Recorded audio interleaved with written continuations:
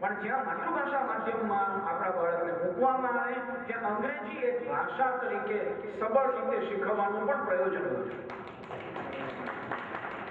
અને આટલી બધી યાત્રા, આટલી બધી સમજ પછી પણ કોઈના મનમાં જો ન રેડાતું હોય કાંઈ, અને પછી એને પોતાના ભોગે ને ભવિષ્યની પેઢીના ભોગે પોતાના બાળકને અંગ્રેજી માધ્યમમાં મૂકવો તો મૂકે, અમને કોઈ હરકત નથી. પણ અમારી એક વિનંતી છે કે આપ એવી અંગ્રેજી માધ્યમની શાળામાં મૂકો, ન હોય તો વ્યવસ્થા કરવા મૂકો કે એ શાળાની અંદર ગુજરાતી એક ભાષા તરીકે શ્રેષ્ઠ રીતે શીખવવામાં આવતી હોવી જોઈએ. આ બે વિકલ્પો પછી મને લાગતું નથી કે આ યાત્રાને કોઈ પણ સંજોગોમાં એમ કહી શકાય કે અંગ્રેજી વિરોધી છે કે હિન્દી વિરોધી છે. નથી. કોઈ પણ ભાષાની વિરોધમાં નથી. આ તાલીમાની યાત્રા નથી, કટ્ટરપંથીપણાની કોઈ યાત્રા નથી. ગુણોદય ગઈકાલે સરસ સાહિત્ય પરિષદની સભામાં કહ્યું કે મોબાઈલ લેવા દો, એનું મયુર ધ્વનિ એવું ગુજરાતી કરવાની આવશ્યકતા નથી.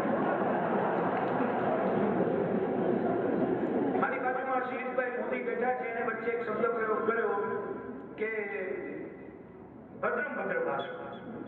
આપણા બાળકો ભાગે છે પણ એટલા માટે, અને આપણા કેટલા અધ્યાપકો ભાગે છે એટલા માટે કે એને ભદ્રમ ભદ્ર ભાષા ભાવતી નથી. અને એ ભદ્રમ ભદ્રની કોઈ બાબતમાં પડવાની જરૂર નથી. જય વસાવડાએ રાજકોટમાં સરસ રીતે વાત કરી. એને કહ્યું કે ગુણવંતભાઈ શા માટે માતૃભાષાને માતા સાથે, માતાના ગામણ સાથે સરખાવવી? હું તો એમ કહું છું કે મારી પ્રેયસીની ભાષા છે એટલે મારે એ ભાષામાં ભણવું છે.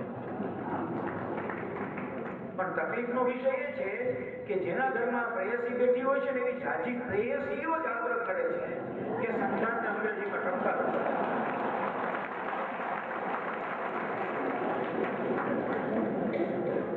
ઘણી વખત ઘરના લોકો ગાંઠી થતા હોય અને આપણને ખબર ન પડતી હોય.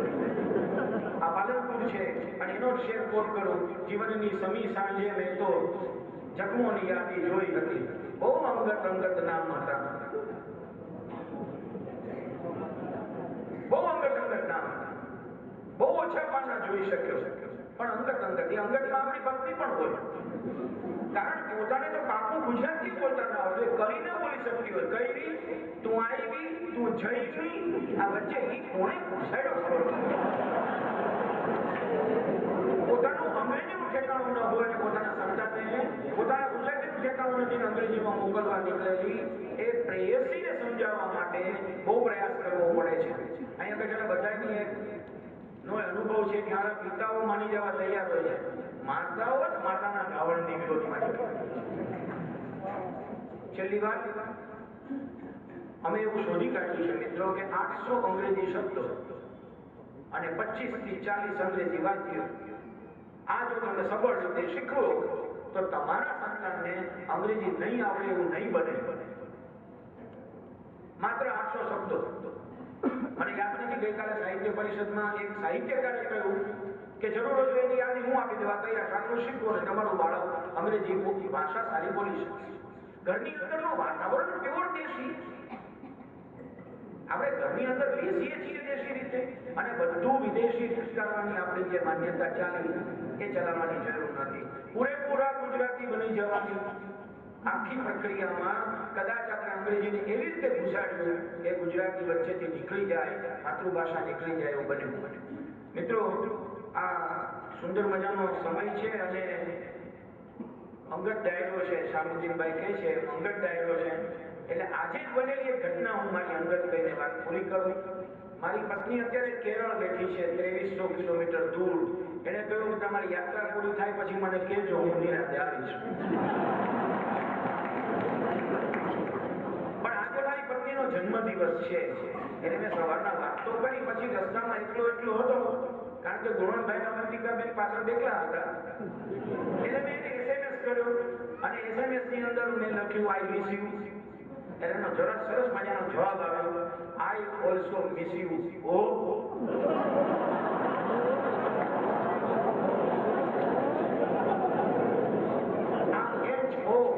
પાછું લખાણું ઇંગ્લિશમાં HO એટલે મને એમ થયું આપણું બધું સાર્થક.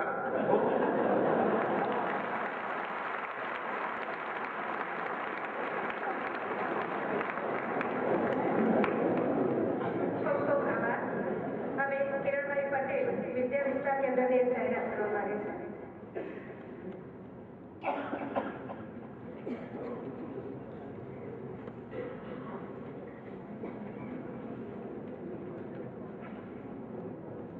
મંચ ઉપર ઉપસ્થિત વંદનીય મહાનુભાવો, આમંત્રિત મહેમાનો, વડીલો, સર્વને નમસ્કાર.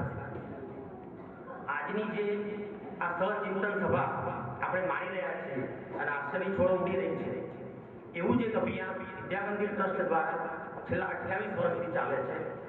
શ્રી મંગળજીભાઈ ઝવેરચંદભાઈ મહેતા વિદ્યા વિસ્તાર વ્યાખ્યાનમાળા કે જે 1981માં શરૂ થયેલી અને એમાં પાલનપુરના શ્રોતાજનો, જે અસન શુક્લના શબ્દોમાં કહીએ તો પાલનપુરનો શ્રોતા વર્ગ અન્ય શહેરોના શ્રોતા વર્ગને આપણે અન્યાય ન કરીએ તો પણ એ શુભ્ન અને જ્ઞાન પીપાસુ શ્રોતા વર્ગ છે. એવી આ વિદ્યા વિસ્તાર વ્યાખ્યાનમાળા પ્રતિવર્ષની જેમ આ વર્ષે પણ 10/2/2010 થી 14/2/2010 બુધવારથી રવિવાર સુધી યોજાવાની છે. અને એમાં વક્તાઓ આ રીતે આપણે પસંદ કરેલા છે. 10/2 દ્વારકાદાસ ચાલન ગ્રુપ પુનાથી આપવાના છે. એ મોટા સામાજિક અને સાંસ્કૃતિક કાર્યકર છે. એમનો વિષય છે મેં જિંદગી કા સાથ નિભાતા ચલા ગયા. આ વિષય ઉપર એમણે ત્યાં પુનામાં પણ વક્તવ્ય આપેલું છે. બીજા દિવસના એટલે ગુરુવારના 11/2ના વક્તા છે ડોક્ટર પ્રશાંત ભીમણી, જેના નામથી આપણે સર્વ પરિચિત છીએ. તેઓ હિપ્નોટિઝમનું કામ કરે છે, જાણીતા મનોચિકિત્સક છે. એમનો વિષય છે મેનેજિંગ સ્ટ્રેસ. 12મી તારીખે ત્રીજો દિવસ શુક્રવાર. એના વક્તા આ વ્યાખ્યાનમાળાના 29 વર્ષમાં સૌથી નાના વક્તા છે, માત્ર 27 વર્ષના વિશાલ જોશી, જે અત્યારે પીએચડી કરી રહ્યા છે ફેલોશિપમાં TRLમાં. એમનો વિષય છે ગ્લોબલ વોર્મિંગ. અને 13મી તારીખે શનિવારે ચોથા દિવસે મૂળ પાલનપુર એવા બહુ મોટી વિભૂતિ છે શ્રી પથિક કોઠારી, LNTના એક્ઝિક્યુટિવ છે. એમનો વિષય છે ફ્રોમ એફિશિયન્સી ટુ ઇફેક્ટિવનેસ, ક્ષમતાથી અસરકારકતા સુધી એ વાત કરશે. અને 14 તારીખે એટલે છેલ્લો દિવસ રવિવારે ડોક્ટર શાંતિકુમાર પંડ્યા, સંસ્કૃતના જાણીતા વિદ્વાન, પૂર્વ પ્રાધ્યાપક અને અધ્યક્ષ સેન્ટ ઝેવિયર્સ કોલેજ અમદાવાદના, શ્રીમદ ભગવદ્ ગીતા અને જીવન જીવવાની કલા ઉપર વ્યાખ્યાન આપશે. આ જ્ઞાન યજ્ઞમાં આપ સર્વ પધારી, હંમેશા પધારો જ છો, પણ આપ સર્વ પધારી સહચિંતનમાં ભાગીદાર બનવા આપ સર્વને વિદ્યામંદિર ટ્રસ્ટ અને વિદ્યામંદિર પરિવાર વતી હાર્દિક નિમંત્રણ છે. Thank you. સમય સાંજે 11, 10, 11, 12, 13, 14, સાંજે 7:15 થી 9:30. Thank you. હવે આ કાર્યક્રમની આભાર વિધિ માટે હું મુસાફિરભાઈ પાલનપુરીને નિમંત્રિત છું.